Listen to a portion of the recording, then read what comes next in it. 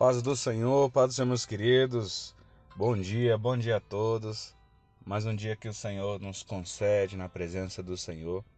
Já parou para agradecer a Deus pela sua vida, pela sua saúde? Agradeça hoje. Tem muitas pessoas que estão passando grandes adversidades e ainda assim têm louvado ao nome do Senhor.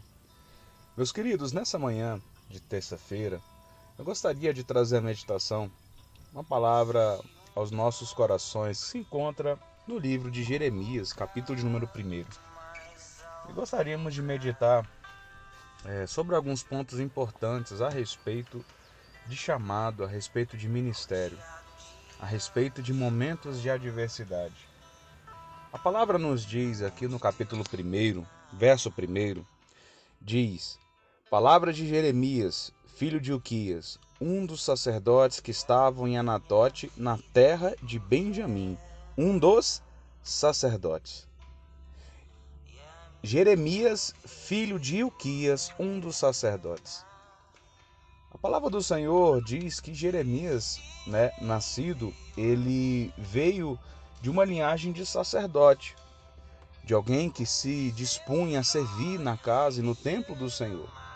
Alguém que emolava bezerros, alguém que mexia com expiação de sangue, alguém que apresentava as ofertas, alguém que distribuía os alimentos. Um chamado sacerdotal. E a palavra do Senhor diz que, no verso 4, a mim veio, pois, a palavra do Senhor dizendo: Antes que eu te formasse no ventre materno, eu te conheci, e antes que saísse da madre te consagrei e te constituí profeta às nações. Olha que coisa linda. A linhagem de sacerdote. Então, naturalmente, o que esperava que Jeremias fosse ser como chamado era o quê? Aquele ditado, filho de peixe, peixinho é. Mas no reino de Deus as coisas não funcionam assim. A palavra diz que constituir profeta às nações. Então, o chamado que Deus estava trazendo para Jeremias era um chamado de profeta, um chamado de ir levar a mensagem do reino de Deus. E a palavra do Senhor diz aqui, louvado seja o nome do Senhor, no livro de Salmos, capítulo de 139, verso 16.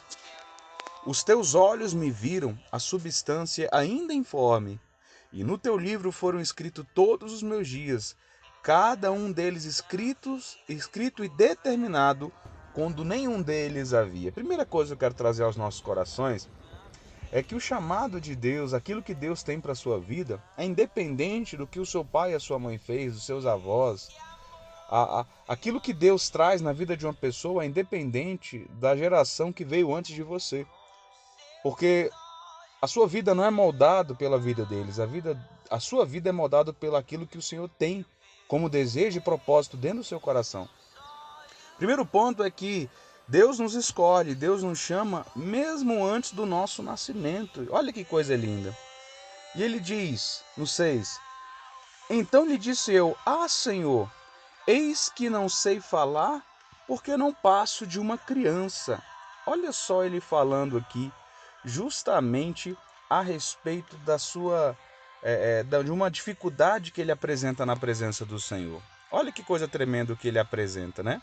E muitas vezes nós achamos que não somos chamados pelo Senhor, não temos capacidade para o chamamento, seja ele em qualquer área que o Senhor te chamar dentro do reino.